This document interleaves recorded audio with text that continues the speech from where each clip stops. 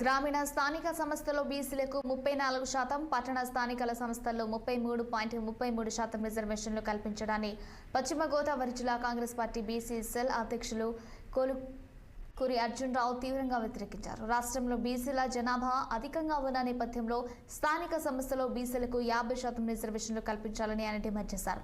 అదేవిధంగా మహిళలకు రాజకీయాల్లో సముచిత ప్రాతినిధ్యం కల్పిస్తామని చెప్పిన హామీల పరిస్థితి ఏంటని అర్జున్ రావు ప్రశ్నిస్తున్న బీసీ అధ్యక్షులు అర్జున్ రావుతో మా పశ్చిమ గోదావరి జిల్లా ప్రతినిధి నిమల ఆది ఫేస్ టు ఫేస్. రిజర్వేషన్ కల్పించింది. ఇదే అంశంతో మనతో మాట్లాడడానికి కాంగ్రెస్ బీసీఎల్ అధ్యక్షులు అర్జున్ రావు గారు అయితే ఉన్నారు. వారిని ఇదే అంశం మీద అడిగి తెలుస్తున్నాం. సార్ నమస్తే అండి.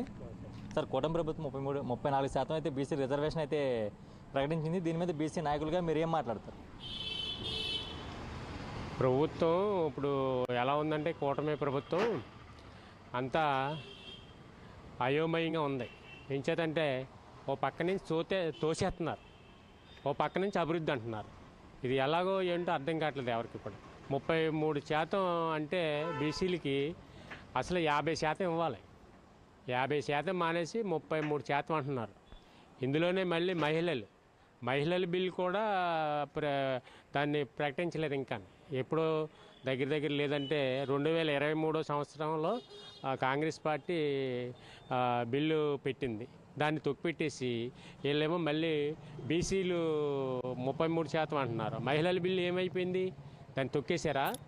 ఆ మహిళల బిల్లు గొడవ ఎత్తది లేదు. రేపు పొద్దున్న స్థానిక సంస్థల్లో మరి మహిళలకి మనం ఇవ్వాలి కదా, దాని గురించి ఏం మాట్లాడతలేదు. ఇప్పుడు ఏదో గొప్పగానే బీసీలకి 33% ఇచ్చానని చెప్పుకుంటున్నారు తప్ప గొప్పగానే ఇందులో ఒరిగింది ఏమీ లేదు. ఇది 33% ఎక్కడ ఇవ్వాలో వీళ్ళకి టికెట్లు ఇచ్చేటప్పుడు కూడా ఎక్కడ ఇవ్వాలో ఆడు ఓడిపోయే దగ్గర ఇస్తారు అంతే. అలాగే మరి ఆదానికి అయితే 125 ఎకరాలు ఫ్రీగా ఇచ్చేసారు. ఏంటి డేటా సెంటర్కి 125 ఎకరాలు ఫ్రీగా ఇచ్చేసారు.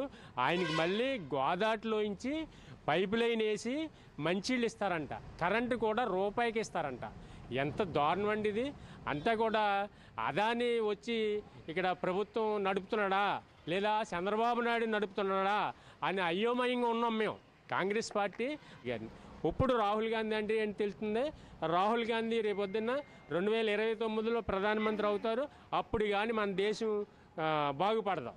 ఈలాగా పక్క రాష్ట్రంలోనే కాంగ్రెస్ అధికారంలో ఉంది అంటే మన రాష్ట్రంలో కూడా కాంగ్రెస్ అధికారంలో తీసుకొస్తానని శర్మల వేస్తున్నారు. ఇక్కడ అంటే మన జిల్లా వచ్చి చూస్తే కాంగ్రెస్ని మీరు ఏ విధంగా ముందుకు తీసుకెళ్తారు?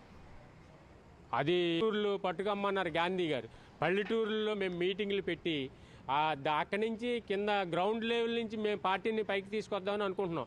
ప్రతి నియోజకవర్గంలోనూ కూడా ప్రతి వార్డులోనూ కూడా మేము క్యాండిడేట్ని పెడతాం. ఇప్పుడు మున్సిపల్ కానీ మా పంచాయతీలు కానీ ఏ ఎలక్షన్కి అయినా సరే క్యాండిడేట్లు మేము పెట్టి గెలిపించడానికి ప్రయత్నం మేము చేసుకుంటాం. కాంగ్రెస్ ఓటింగ్ అంతా కూడా మా కాంగ్రెస్ పార్టీది అంటే వైసీపీ పిల్ల పార్టీ అని మీరు చాలా అంటే మీ కాంగ్రెస్ పార్టీ వాళ్ళు చాలా వ్యాఖ్యలు చేశారు. అసలు ఆ ఓటింగ్ మీ వైపు ఎందుకు మర్చిపోలేకపోతున్నారు? ఓటింగ్ మార్చుకుంటామండి. అప్పుడేదో జగన్ గారు ఏం చేశారంటే చిన్న బెల్లం ముక్కలాగా వేసి డబ్బులు పంచిపెట్టిందో దాని మూలనే ఓట్లు వాళ్ళకి వేశారు. కానీ కాంగ్రెస్ పార్టీ నాయకులు ఉన్నారు, కాంగ్రెస్ ఓటింగ్ ఉందండి. ఇప్పుడు పెద్ద ఎత్తున కాంగ్రెస్ ఓటింగ్ మాకు ఉంది. ఎంచేదంటే ఆ ఓటింగ్ అంతా రేపు 29లో మాకే వస్తుంది. మాకే వేస్తారు ఓట్లు. ప్రజలందరూ కూడా ఈ చూస్తున్నారు ఈ గవర్నమెంట్ ఏంటి, ఈ కూటమి ప్రభుత్వం ఏంటి, దీని చూస్తున్నారు. ఇప్పటికే చాలా మట్టికి విమర్శలు వచ్చేసినాయి ప్రజల దగ్గర నుంచి విమర్శలు వచ్చేసినాయి. కూటమి ప్రభుత్వం 29లో రాదంటే రాదు. పేదల పక్షాన్ని నిలబడుతున్న గొప్పలు చెప్పుకున్న ఈ ప్రభుత్వం ఎప్పుడు కూడా పెద్దల పక్షాన మాత్రమే నిలబడుతుందని చూసినట్లయితే వచ్చే ఎలక్షన్లో ఖచ్చితంగా అయితే కాంగ్రెస్ని ముందుండి నిలబడతామని, రాహుల్ గాంధీని పీఎంగాను శర్మలాని సీఎంగా చేసి తీరుతామని, ఖచ్చితంగా వచ్చేది మా ప్రభుత్వం అని డంకాపదంగా అయితే ఇక్కడ బీసీఎల్ అధ్యక్షులు అర్జున్ గారు తెలిసిన పరిస్థితి కనిపిస్తుంది. ఇక్కడ తాజా పరిస్థితి ఆది 60 పశ్చిమ గోదావరి జిల్లా పాల్గొంది. 60% రిజర్వేషన్